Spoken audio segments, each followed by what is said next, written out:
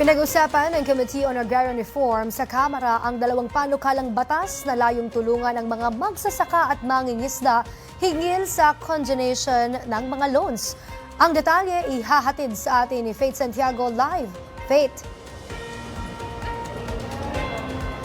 Yes, Princess, pinuri ng mga dumalo ang adhikain ng mga panukalang batas na layong bawasan ang mga dalahin ng mga magsasaka at mangingisdang Pilipino at kasabay niyan ay ang masusing pagtatalakay at pagbibigay ng rekomendasyon upang mas paigtingin ito.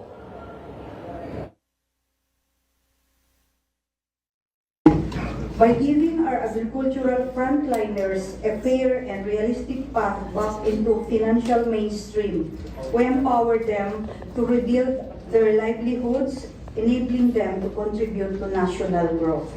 I hope that we can all work together towards providing relief to our farmers.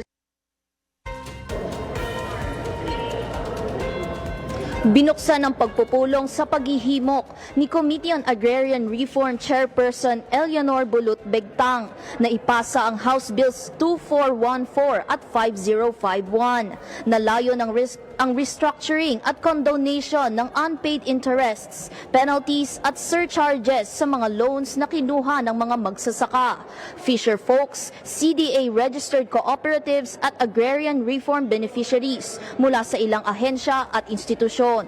Anila'y makapagbubukas ito ng oportunidad para sa agriculture cooperatives and associations at agricultural frontliners upang maibalik ang financial stability at maayos na credit standing tungo sa mas produktibo at may dignidad na pagsasaka at pangingisda. Sang-ayon dito ang Department of Agrarian Reform sa obserbasyon nito sa magandang epekto ng isinusulong ng mga panukala tulad ng enhanced agricultural production due to recovery na magdudulot ng local food system stability at fiscal impacts hinggil sa principal charge write-offs. Ibinahagi din ng ahensya ang mga rekomendasyon tulad ng extension ng policy alignment at rationale sa pagsali sa principle, hindi lang charges, advancement ng rural development and agrarian reform ayon sa EO 40 Series of 2023 na ipinasa ni Pangulong Ferdinand R. Marcos Jr. para sa comprehensive relief ng agrarian reform beneficiaries o ARBs sa ilalim ng Comprehensive Agrarian Reform Program o CARP.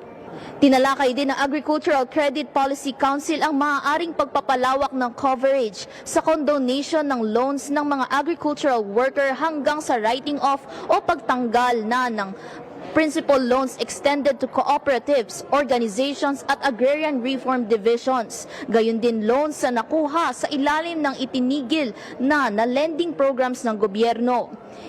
Inilapit din ng National Food Authority ang unpaid interests ng mga magsasaka na unrecoverable buhat ng naantalang FLGC program. Binigyan din ng task force mapalad ang kahalagahan ng patuloy na pagsuporta sa mga agricultural frontliners upang ma-maximize ang adhikain ng mga panukala na paigtingin ang buhay nila.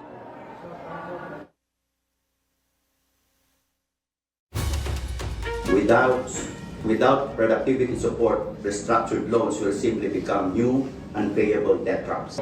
And if we are to strengthen the bill, we must incorporate mandatory program for productivity enhancement, jointly implemented by DAR and relevant agencies to ensure ARPs genuinely regaining the capacity to pay. Princess, nagsagawa naman ng technical working group ang komite upang pagsamasamahin ang mga rekomendasyon at talakayin pa ito upang mas paigtingin. At itinalaga din si Gabriela Women's Party List Representative Sara Jane Elago upang maging co-chairperson na magiging TWG na magaganap sa susunod na taon. At yan na muna para sa totoong balita sa Bagong Pilipinas. Faith Santiago, Congress News.